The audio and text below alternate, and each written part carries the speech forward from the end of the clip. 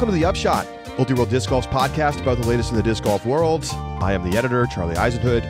Joining me on this February 27th, a Tuesday, is Josh Mansfield, following the Chess.com Invitational. Josh, the scriptwriters, they couldn't have done a better job. I mean, what a way to start the season as Evelina Salonen and Anthony Barela overcome the demons to win their first Elite Series events of 2024. The first in his career for Anthony Barela, the first since 2020 for Evelina. And Josh, wow, it's really like convincing performances, I think, from both of our winners. Oh, without a doubt. And in a way that, as you said, overcoming the demons in an opportunity where it really did, you could have seen them appear here. Anthony Barela, hole 17, for example, starts to throw a couple bad shots. Ricky makes the par, pulls a couple strokes on him, and you begin to wonder, what's going to happen. He just plays phenomenally on hole 18. Evelina, same way, down the stretch, plenty of opportunities where she could have started getting the putting yips and just continues to close it out. It was, I think, the fact that it was the first tournament of the season as well, that just adds to the level in which it feels like these two have taken this in commanding fashion and now are going to be center of conversations around the Disc Golf Pro Tour for the foreseeable future. I thought it was well said. Kingsley Flett, in the recap article up on Multi-World Disc Golf, talked about Barela clearly working on his mental game, and that fact that he was, working on like doing ice baths and meditating and taking the time to, forget about European Open from last year. And like, that's the work that has to happen. That is training in the same way that going to a field and throwing, 50 drives is training, or going to the gym and doing deadlifts is training. If anything, a player with the physical talents that Anthony Barela has more work to do on the mental side than any other part of his game. And, it's not like we haven't seen all of the component pieces be there in the past.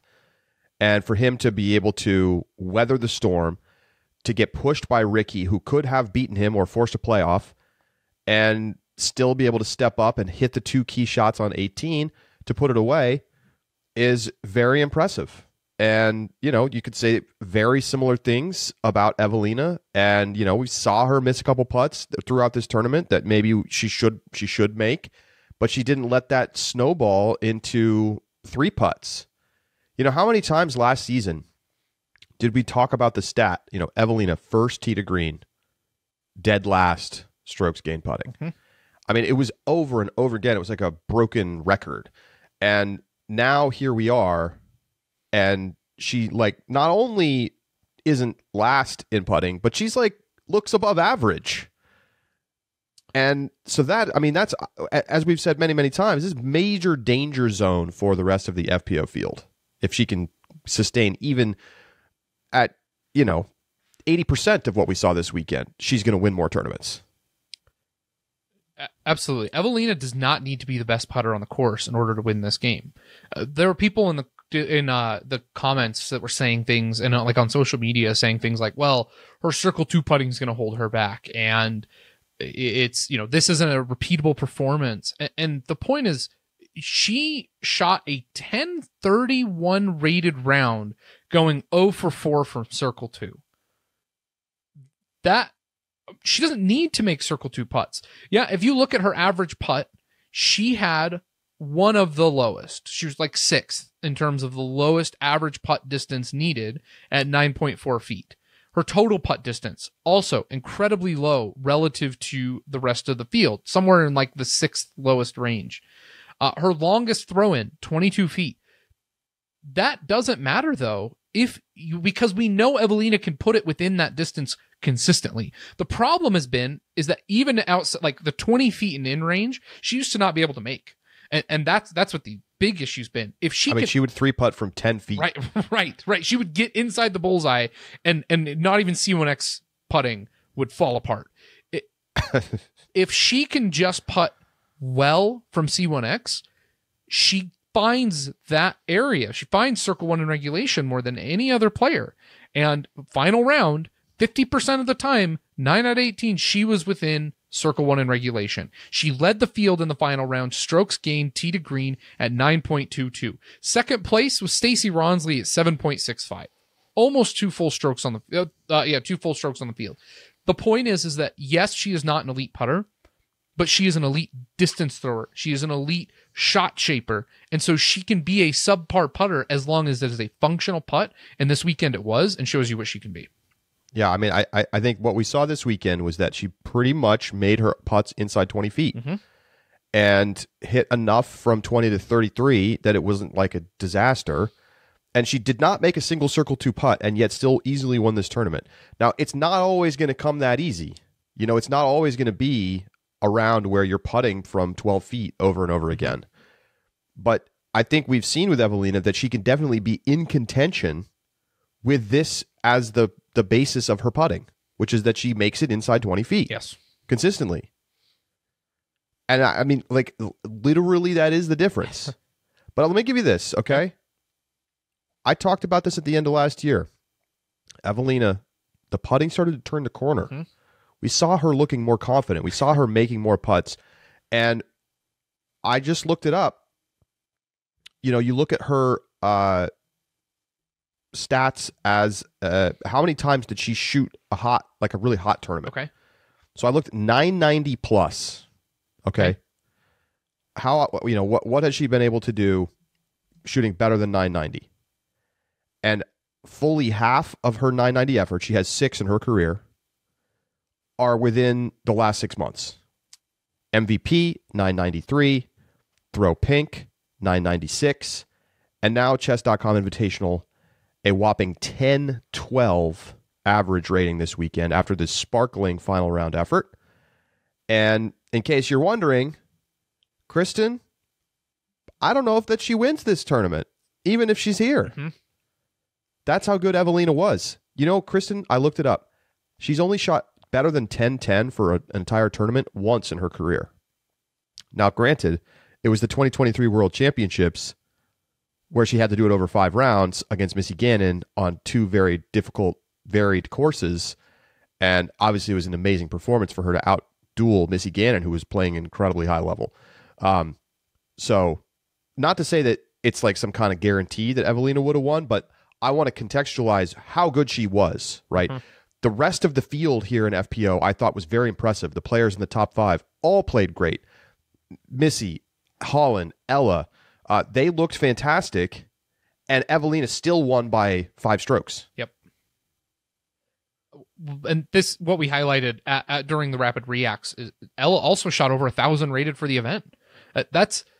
This is becoming the standard for FPO, and Evelina not only met the standard but shattered it, and that's what makes this such an impressive performance from her. The other thing that I thought was remarkable, on the broadcast they made note that Evelina in her 2 previous wins had never needed a 1,000 rated round to win a tournament.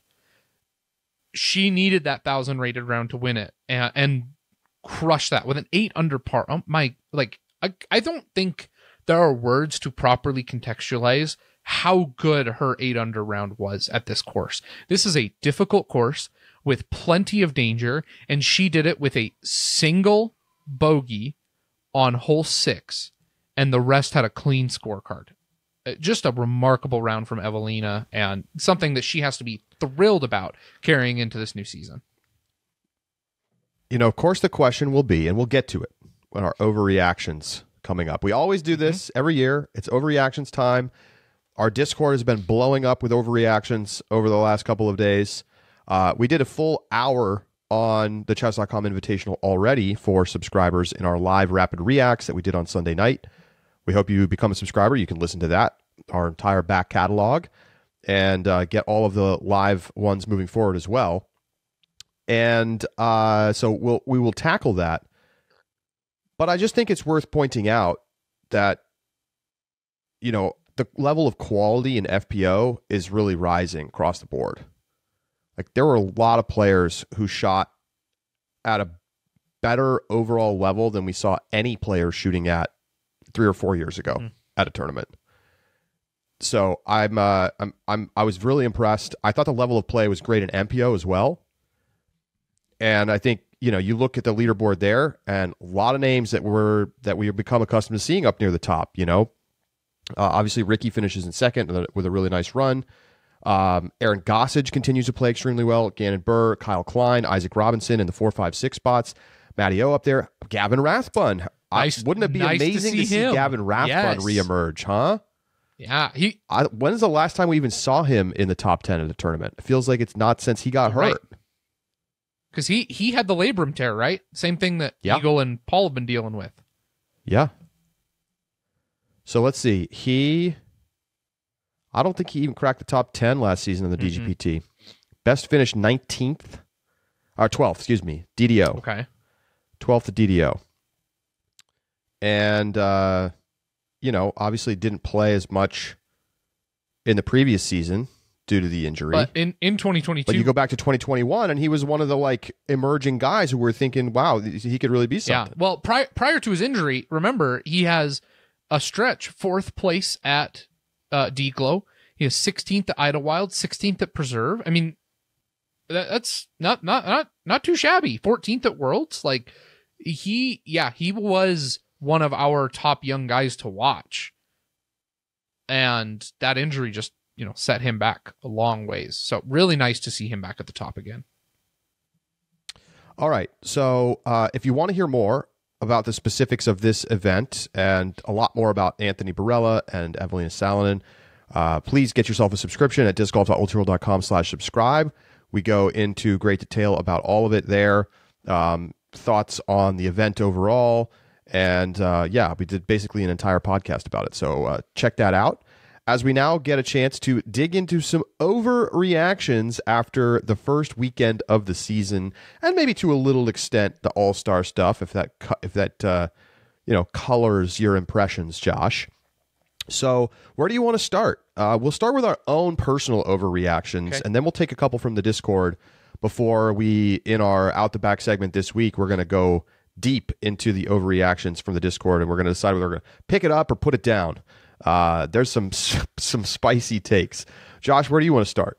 I got to start with AB right at the top, right? This is all the overreactions are already flowing, as I think that makes sense, right? Anthony Barela has been poised for overreaction for years, and now that he gets the win, it makes it even easier. Let me give you mine, and we'll have some more from the Discord that I think we'll get to include in here. My overreaction for Anthony Barela: he finishes in the top 3 in the Pro Tour standings this year. Wow. Now, I picked this one for a couple reasons. Number one, I think that in order to do so, you're going to have a couple of wins. It feels unlikely to me that you only get the one win and then you still finish in the top 3 this season. But this also requires that Anthony Barela has a level of consistency that I don't think we've seen from him, and I think that he turns the corner this season as well. He finished 9th, for reference, in the Pro Tour standings last year. He was about 200 and some odd points off of the podium, about 270 points off from where he would need to be in order to get there this year. So that's my AB overreaction. Well, I'm gonna jump on the train here with an AB take, and I'm gonna straight up call my shot. I'm not sure about top 3. I doesn't even feel like that crazy of an overreaction, given that he was in the top 10 last year. But it's a spicy take. There's some people he's got to pass. I'm calling it. He's going to go back to Europe, and he's going to get redemption, and he's going to win the thing. Oh my gosh, I love He's going to win the European Open. And think about the just glorious narrative that it will be. I don't know if I can see him winning any of the other majors. Maybe USDGC. But I love his chances to go back to European Open and this time get the job done.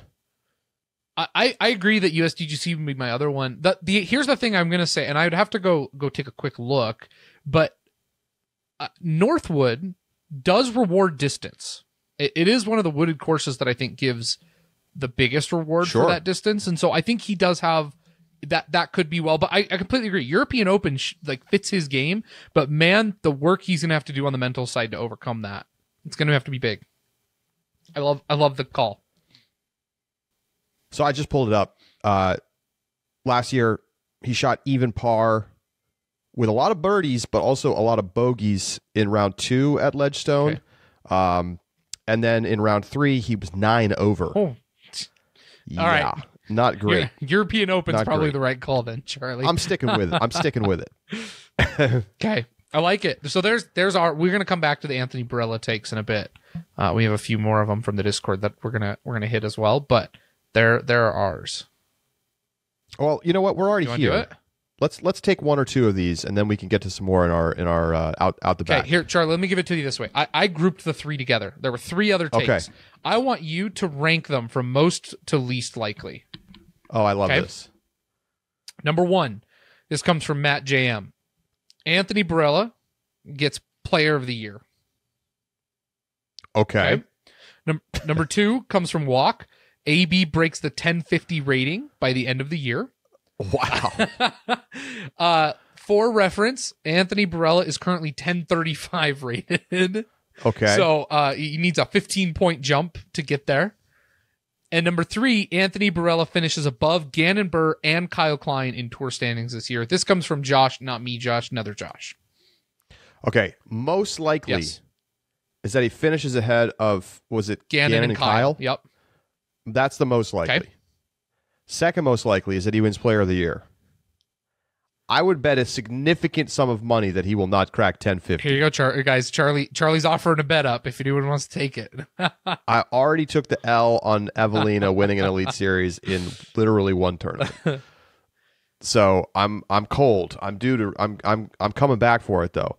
Yeah, no way he gets to 1050. I think 1050 is going to be a hard number for anybody to crack in the future. And 15 points he would have to play. All of it would come true. Like every single prediction. Yes. All the AB takes. If the third comes right, all 5 of these takes are correct. Yeah, but here's the thing. I get why people are so excited about what AB could do this year. Yep. We've all just been waiting to see the potential be realized. And now that he's done it, you definitely could imagine a world in which he's like, oh, yeah, I'm that dude. Yeah. And then he plays like Macbeth for the season. Absolutely. Like he has the straight up most talent right now. He's a lethal putter. Mm-hmm. He throws it further on a golf line than anybody. Yep. And just like generally has the athleticism and size to be a total beast. He looks like a baseball player. He does. And he's got the jersey to boot. Jersey. Yeah. There are no physical reasons why Anthony Barela is not the best player on this planet. He's not my Player of the Year take, though. Okay. You ready? I'm ready. I'm giving my next overreaction. Okay. Ricky Wysocki's winning Player of the Year. He's coming back around. Okay. I'm already excited about what he could do. I think we saw at the end of the last season that he was coming back into form. He looked fantastic this weekend. Mm-hmm. Yes, obviously credit to AB for holding off the charge from Rick, but like if Ricky stays healthy, I think he's the guy to beat right now. And so I'm all in. Okay. On Rick after 1 tournament. All in. I love it. Well, let me carry you this Rick enthusiasm in a little bit broader point here. House of Discs sweeps the majors. MPO, FPO. All 9 of them. Well, I guess it's not 9 technically without Throw Pink. I was throwing Throw Pink in there. Yeah, it is 9 with Throw Pink, right? It is. That's why I said 9. Because cool. All 9 of them. Okay. On the FPO side, I have Kristen and Ella. Okay, right. You have Ella. I get Ella. Yep. But I think that's it on the FPO side, really. You're basically banking on Kristen dominance again. I am. Yep. Not a bad bet. Yep. Which I already did in our prediction show. So, mind you. On the MPO side, I get Rick. I get Gannon. Yep. I get Kyle. I get Matty O. Nicholas. I get Nicholas. Okay. Then I got to start going down a little bit. But today or this weekend, that's my lineup to start. That is a huge overreaction. Well, welcome to our overreaction show. I love it. I mean, it's not like it's impossible, because you certainly have to say that, I don't know what I would put the odds that Kristen sweeping again is. I would probably say it's like 20%, which is incredibly high for a single player to sweep the majors. Sure. It's like very possible. And then you just have to ask yourself, like, could the group of MPO players all pull it off? Sure, why not? Again, tough odds. But Rick, Gannon, Kyle, like Gannon and Kyle both have won majors in the past 2 years. If Rick gets over his yips and wins Player of the Year by winning a major or two, Gannon and Kyle sneak a couple in. I mean, look, it's hard pressed, but I'm interested to see how many of those 9 House of Discs is actually able to take, and maybe a little bit of a less exciting but still overreaction. I think that there's like fair odds that they could have more majors than any other company by the end of the season. Kristen wins 3, and then Rick, Gannon, Kyle combined for 2. That's it. Very plausible. Very plausible. So, maybe not even an overreaction. That's why I bumped it up. I went back and forth on the 2 and decided to just full send on the overreaction. Okay. So let me give you here's a stat. Okay. Since the European Open at the end of July last year, Katrina Allen has not been inside the top 10 at a tournament. Wow, that's so long. Here's my overreaction to her start of this season, which was not great. She played a couple of holes okay, but then ultimately finished 10 over in 31st place. My overreaction is that Katrina is not going to finish in the top 10 until July. She's going to fully round trip a calendar year with no top 10 finishes, but she will get back inside the top 10. She's going to work through this stuff, and she's going to come out on the other side and make the second half of her season look a little bit more respectable. Okay. Let me ask you. First off, I think we need to emphasize Katrina Allen not finishing inside the top 10 for that long is insane. And I mean, it's probably not happened since she very first emerged as a player on tour. Well, remember her cash streak. I just went to 2014 and she like won almost every tournament she played. Okay, how about 2012? I mean, I could go on Statmando and probably figure this out, but needless to say, it's been months. This doesn't happen. Sure. I mean, Katrina's like more likely to win than finish outside the top 10 in most years. Okay, so already I think this is a great take. My question for you is, what do you, and you weren't super committal, and so I'm going to push back and make you answer it a little better. What does the second half of her season look like? Does it look like she trips into the top 10, manages to get one, and then still kind of floats around the 10 to 15 mark? Or do you think Katrina Allen comes back in Katrina Allen form, wins a tournament at the end of the season, like in the second half of the season? She almost, just quickly, sorry with the stat. You're good. She almost, in 2023 and 2024, has finished outside the top 10 more than the rest of her career combined, and I'm including literally all tournaments. It was close. Something is wrong with Katrina Allen's game. I mean, obviously something is wrong. Very wrong. Also, competition has gotten a lot better. So we know that. Sorry, ask me your question again. I was ignoring you 100% no, you're good. While I was navigating. So here's this gave the listeners time to make their predictions as well. So here's the question again. Are you predicting that after July or in July, she stumbles into the top 10, manages to get it maybe a thinner field, and then continues to float between the 10 to 20 mark for the rest of the season with maybe a top 5? Or do you think she fixes whatever's going on? She turns it around and gets a win? I don't want to have to be forced to say that she gets a win. Okay. But I will say that she starts playing like the Katrina Allen of old. Like doesn't finish outside the top 10. Not quite there either. Pretty spicy, but I think I would just say multiple top 10 finishes in July, August, September, October. Okay. I'm not holding you to the second half of the season take because that's not the overreaction. But how far has Katrina Allen fallen that now our idea of back to Katrina form was multiple top 10s? Sure. That's tough for her. I mean, it is tough, but like, I don't disagree. Welcome to the new FPO world. Yeah, no, absolutely. And again, I'm not I don't going to know, hold like- you to the second half. I was just curious what you thought. I just don't think it's going to. I think it's not.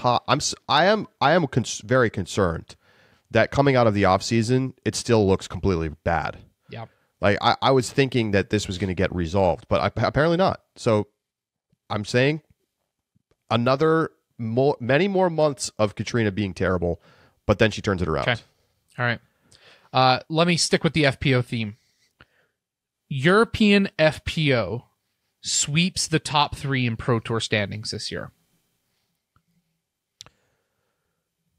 European top 3. So you're saying you don't necessarily specify which 3 European players? I don't, but Chris and Evelina, and you get Silva and Henna, right? Exactly. Basically. Silva or Henna. Yep. That's kind of where the flip is. Wow. Here's why. Here's a couple things that I want to point out here that I think go into my favor, right? Evelina looks great. Kristen's going to continue to look great, right? Those two, no doubt. The extended FPO stretch that allows them to take up to 5 FPO events that would count out of their 8 Pro Tour events, there is a good chance that Henna and Silva could play really well in Europe. And yeah, there's going to be a lot of good players, but there are going to be it's not going to still be the full field. They're going to be playing in their comfort zone.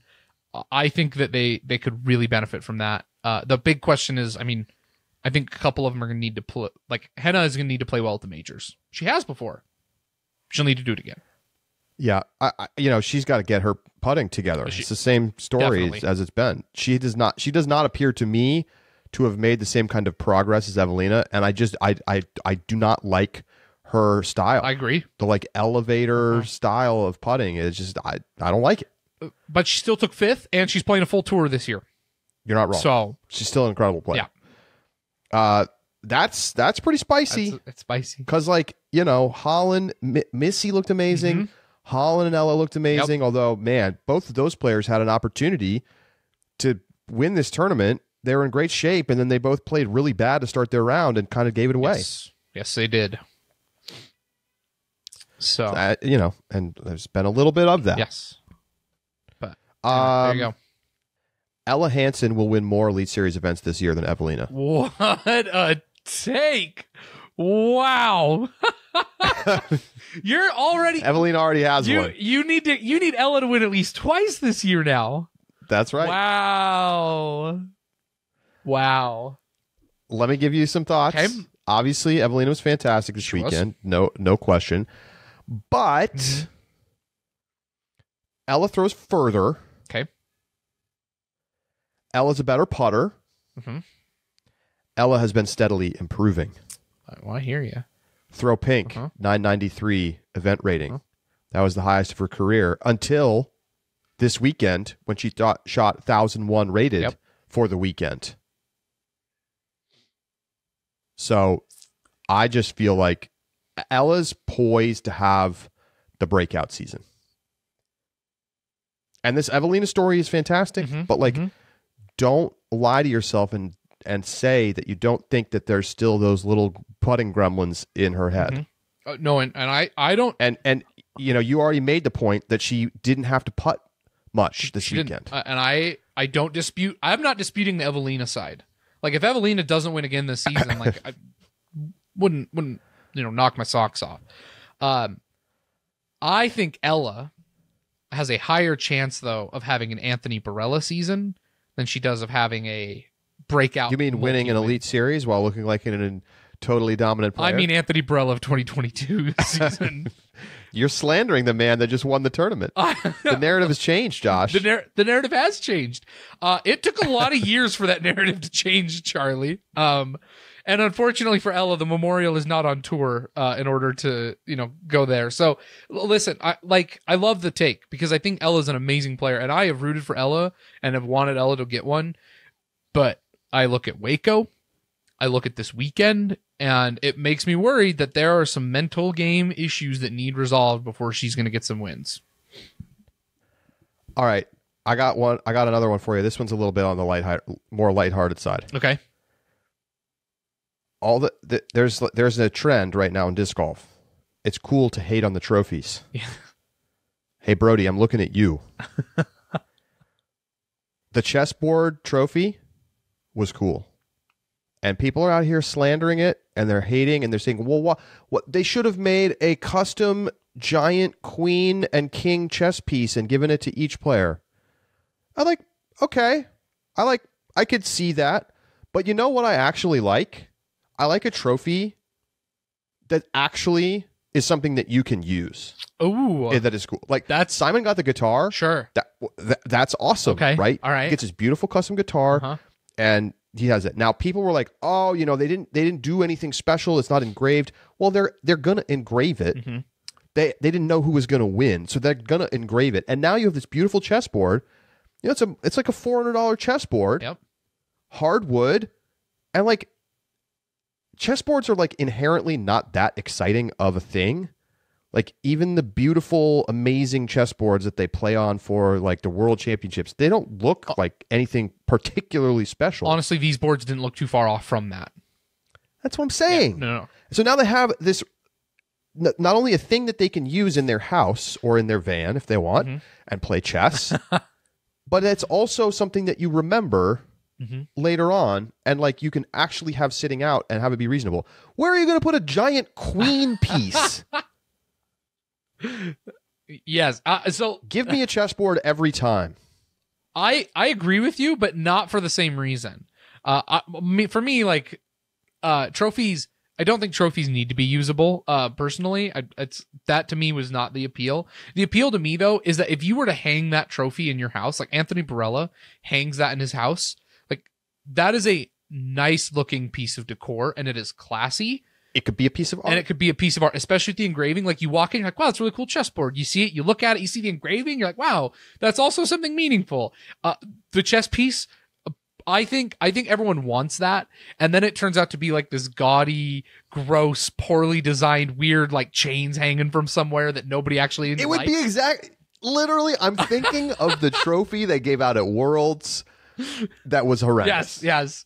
And so I like the chessboard. I think that classy trophies are the way to go, and something that you can hang in your house or put in your house that looks nice. Yes. This has potential to be either art or a practical, useful game board. I think also of like James Conrad's bell at Worlds. Yes. Nice decor piece. That's what I like from trophies for me. So exactly. I'm with you. I'm not saying every trophy has to be something that you can use, Spatula for the cooking.com. But it's a nice perk, and it seems to me that that's a much nicer trophy to have than a stupid 3-foot tall chess piece. Giant chess piece. Yep. Yeah. Okay. What you got? Okay, let's stick with the light-hearted one here. And maybe it's not so lighthearted for the gentleman involved, but I'm going to go with it anyway. Big Sexy Barry quit touring this season to run alternate stream on DGN. Listen. Oh, we're getting there. Their time has come and gone. Jeremy Colling at 1 under, tied for 44th. Paul Ulibarri, the only appearance he made on the stream this week was when he was hugging Anthony Barela. He tied at 64th at 4 over par.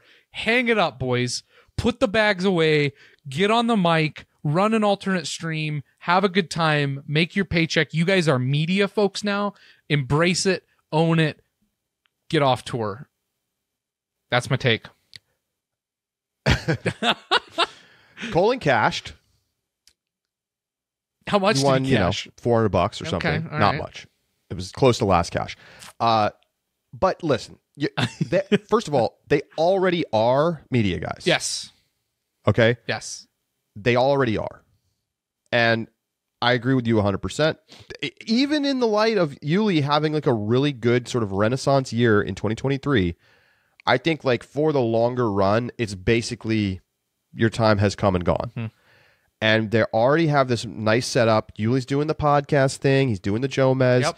And that is the thing, right? They're both playing in these tournaments and then doing the Jomez, which there is a nice doing practice kind of rounds. Symbiotic relationship there. Yeah. But I wonder whether they would just continue to play, even if they're kind of just going through the motions. It's hard because they're, of course, both intense competitors. Sure. Right? They want to win, and they feel capable still of playing at the high level. Otherwise, they would have already retired. Yes. But in order for them to be on the live stream, which I think is the next step. I mean, that really is the next step for them, is to be a part of live disc golf. And in order for that to happen, you can't be. They're already getting paid by the tour to do the Jomez. I know. You can still travel. You can still, ask for 3 events a year that you want to play that are important to you. And then still do the Jomez practice rounds. Go play the course and pick a couple pros you want to play with. But that's, hang it up. Hang it up. Take on the live coverage. You done, boys. All right. I got, this is my last one for you before we get into, and I know you got another one, and then we'll get into some listener ones. Aaron Gossage will win more tournaments than Paul Macbeth in 2024. Whew, save the best for last. Look, this is a multifaceted overreaction. Okay. Yes, it is. Number one, Aaron Gossage is the best player on tour right now that hasn't already won a tournament. Anthony Barela passed is the that crown. Consensus? Like that might be it's close to consensus. Nicholas Ontala Matteo got one. Gannon and Kyle have won. Isaac has won. Like, who are you looking at that's better that hasn't won? You say Nicholas. I say Nicholas.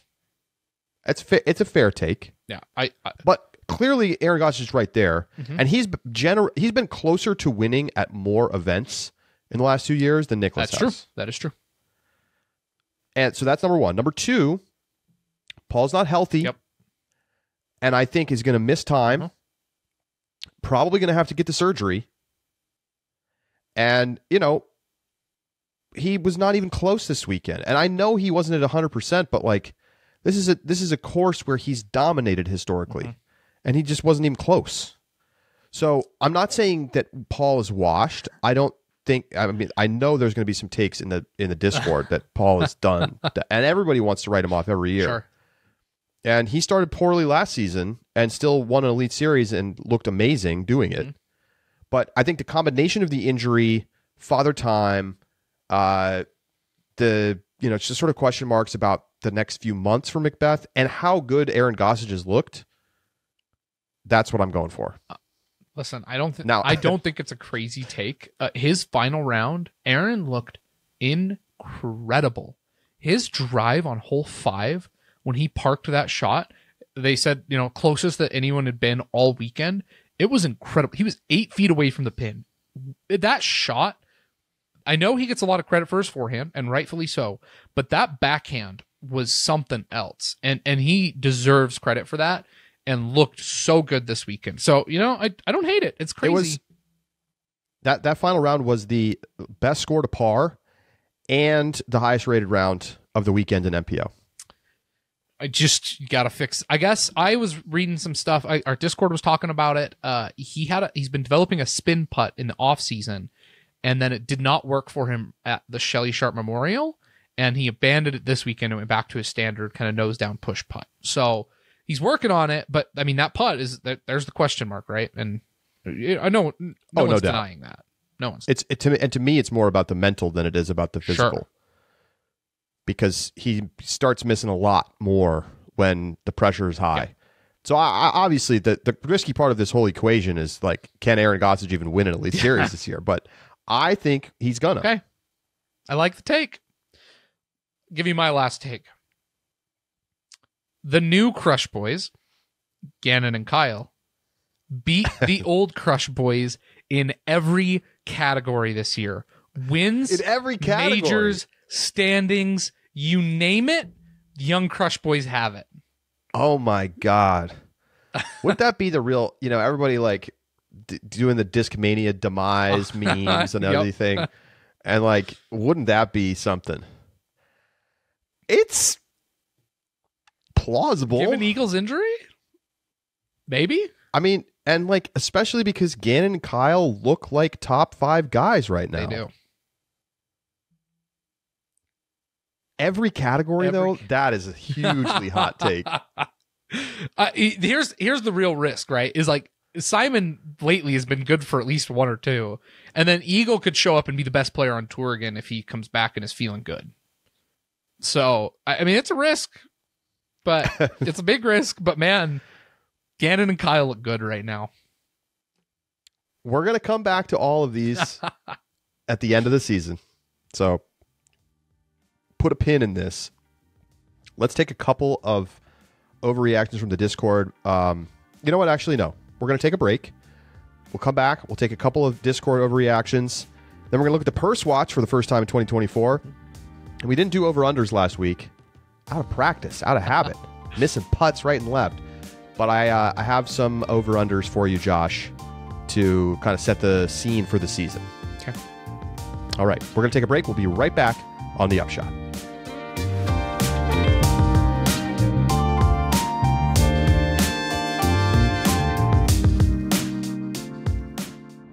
The Upshot is presented by Pound Disc Golf, makers of the best bags in the sport. Along with brand new all black Octothorpes available now and other colorways coming out over the course of the next month, Pound just announced their ambassador team for 2024. I'm not even going to go through the whole list. Go check out Pound's social media if you want to see it all, but you've got classic names like Nate Sexton, Jeremy Colling on there. How about Eliezer Midling joining the crew? Garrett Gerthy. Lots of great pros, all sporting Pound bags this season. Get your own custom bag or one of the pros' bags over at PoundDiscGolf.com.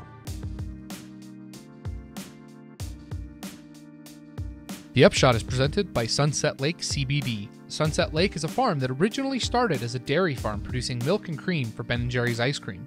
In 2019, Sunset Lake Farm expanded into the CBD market, where they carried farm-grown values to provide only the best quality products. They pair that quality with the best prices you can find, thanks to innovative farming and distribution practices that deliver CBD directly from Sunset Lake to your doorstep. Their variety of products guarantees that you'll find something that's just right for you. CBD sleep gummies, lion's mane infused focus gummies, and CBD salve and recovery lotion are just a few of their many products. I carry a container of CBD salve and recovery lotion in my disc golf bag for recovery in between rounds on the course. It provides lasting relief to sore muscles and joints after particularly grueling rounds and is a tournament staple in my bag. You can get your own CBD recovery salve and any of their top quality products at sunsetlakecbd.com and use coupon code UPSHOT for 20% off your order today. Farmer owned, Vermont grown, Sunset Lake CBD.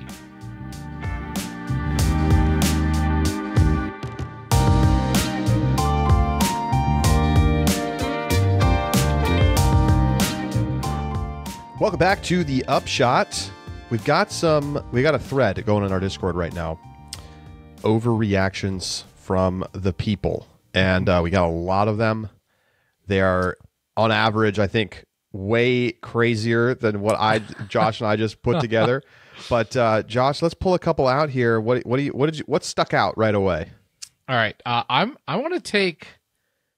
Let's start with one that I think is a little bit less spicy, because I think it was almost true last season too.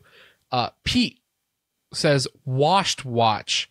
Dickerson, Kevin Jones, James Conrad, and Katrina Allen won't win an Elite Series or a major in 2024. Washed watch. So brutal. Katrina is the only one of those three who won last season. So yeah. Kevin Jones has not looked focused on the disc golf course for like 2 years. James Conrad feels feast or famine at this point. Mm-hmm. And Chris Dickerson, has kind of slowly slid down the leaderboards as other players have gotten better.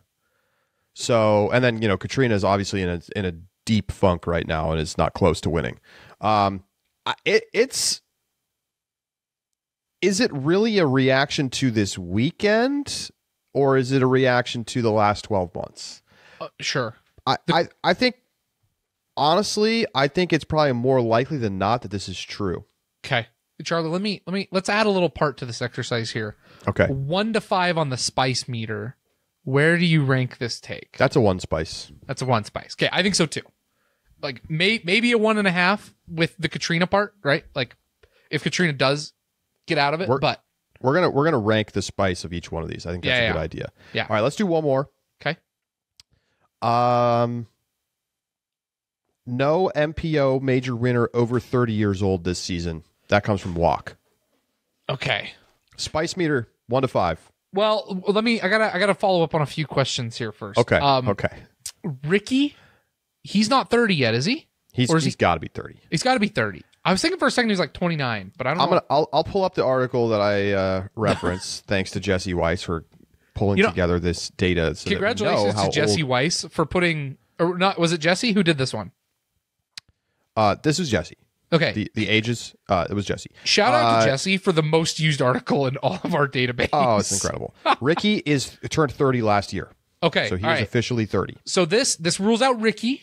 This says that the okay. Oh, it rules out. I'll give you players who rules out. Dickerson turned 30 last year. Yep. Simon turned 31 last year. Okay. Macbeth is 33. Yeah. Double G is 33. Conrad is 33.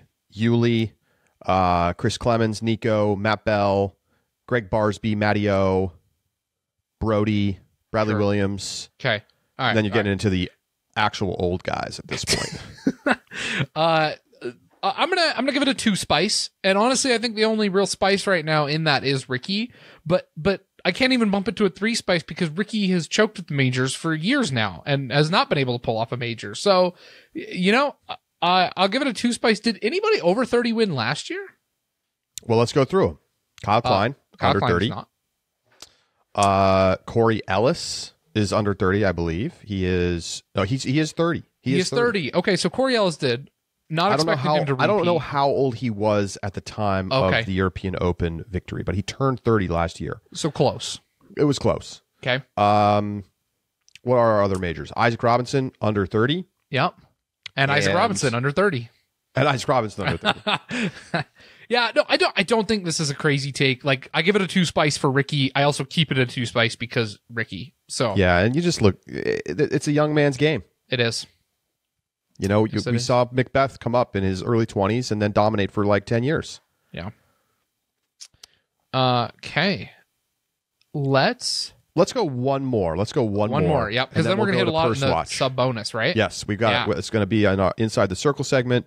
We're going to go into many more of these and rank them 1 to 5 and discuss. All right, let me give you Matt's. Matt says no one in MPO wins more than 2 Elite Series and majors this year. Last year, Gannon won 3. Yep. And I think that was it. I actually call this a 3 spice take. I disagree. I think so too. I think someone's going to win 3. I actually think last year almost feels like an aberration of what, like, yes, there is more parity now, but it's not like we're going to have a never-ending drive towards golf where, like, no one wins more than 1. I think it's going to be that we get to a new paradigm, and it's going to be Anthony Barela and Gannon Burr and Isaac Robinson and Kyle Klein, and they're all winning a bunch. A handful, yeah. Whenever that comes. Calvin Heimberg, whatever. You pick your players, but I'm saying I would almost lock it in right now that someone's going to win 3+. Yeah. Yeah, I think that's a fair bet. I mean, it's never happened that it was less than 3. Especially with the European tournaments. Yeah. I just... I mean, and like you said last year, and I'll get into this a little bit more, but Parker Welk, Emerson Keith, Corey Ellis. Like, if you put me up on bets on all 3 of those guys, I bet they don't win again this year. And it's a lot of names to start including of guys who I don't think win this season. Yep. All right. Well, many more to come inside the circle. So join up discgolf.ultraworld.com/subscribe. Purse watch. Let's do it. Chess.com, we have the projected payouts. I'm assuming these are close to final. If not, they're going to be quite close. $63,850 in MPO, $28,000 in FPO for a total purse of $91,850. That comes with $50,000 in added cash. $10,000 to the MPO winner, $6,250 to the FPO winner, and that did come in at a little under 5% bigger than the purse at LVC last year. But notably, Josh, there were about 20 more players playing last year at LVC, which means that the sort of the baseline purse was higher. So a very good number to start the season. Yeah. No tournament last year hit the 90+ K mark on the Disc Golf Pro Tour, so excluding majors, until OTB Open, which had 100,000 last year. So I think a very solid debut. Typically, you don't see tournaments come in at such a strong number in year 1 on tour. Agreed. And I think 90 is your mark. I mean, it's every event needs to be hitting 90 this year as an elite series. And I would not be surprised if that is the expectation, perhaps outside of Europe. Sure. Outside of Europe's fine. Yeah, completely agree. But yeah, solid purse. 10K to the MPO winner. That highlights the 10K and the 62.5. The 62.5 for FPO was beat only, like you said, OTB got there, and then Portland, but only by plus events and a couple of those real, I mean, Des Moines had the extra bonus sponsorship, but that is a nice FPO payout. And the 10K, the 5 digits for MPO also takes a while before we get to. So both are just solid numbers at the top and for overall total purse. Yeah. And I thought, this event looked solid. I mean, we talked about it more inside the circle, so I'll leave it mostly for going back and listening to that. But I thought this course and event fit in really nicely to start the season. I found it much more interesting to watch than LVC. Mm-hmm. And I think with polish in the next 2-3 years, this could become a tour favorite. Yep. Yeah, I agree. All right. So I have a couple over-unders for you, Josh. Okay. Last year, this is sort of a corollary to what we were just talking about. There were 13 unique MPO Elite Series and Major winners. So I give you the over-under. I'm going to make the number 12.5. I'm going to make the number 12.5 unique MPO Elite Series and Major winners in 2024. I think there is a good chance you have a couple guys pop off. Like, I think Aaron Gossage could come out and, like you've talked about, be good for one, and that's going to add to it. But I just think the more likely scenario is that we get six or seven guys who all win 2 to 3 apiece. And that to me feels like the most likely case here. The hard part to predict is Europe. And do we see a handful of European guys who steal some? So I'm going to take the under. But if 2 Europeans win MPO tournaments, I'm going to be wrong. All right. So under on 12.5. And I'll give you the same thing for FPO. Last year, there were 9 winners, if you include Throw Pink, which we do on this podcast. So I'm going to over under 9.5 unique winners in 2024. I think MPO is starting to settle in a little bit to kind of a feel and like in terms of where the play is, the level of play from like the guys around them. We haven't seen guys breaking huge rating marks recently. It's been a lot of guys who are just hovering around the 1050 mark, and some variety, but that's feels like an MPO. It's stabilizing to me. Complete opposite in FPO. Kristen has pushed this game to a whole new level, and last season and the season before, no one was ready to keep up, and now players are scrambling desperately to catch up, and in a way that I think is pushing and evolving the FPO game to levels we have never seen it. I also think that the disparity in terms of quality of FPO course design, some that are just perfectly tuned for the FPO game, some that maybe are even a little bit on the short end, as opposed to others that are just horrendously tuned for the FPO game, create a variety in the winners as well in those conditions.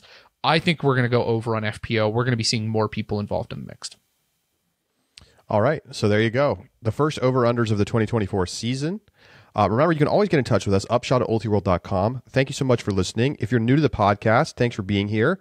We're with you every Tuesday and Thursday. And then we, of course, have our Inside the Circle segments on after every tournament, after every Elite Series and Major on Sunday nights, and then others during the week as we go through the season. So Inside the Circle today, it's going to be more overreactions from the Discord, and we'll see you over there. And until Thursday, it's Josh Mansfield and Charlie Eisenhood signing off from the Upshot. We'll talk to you soon.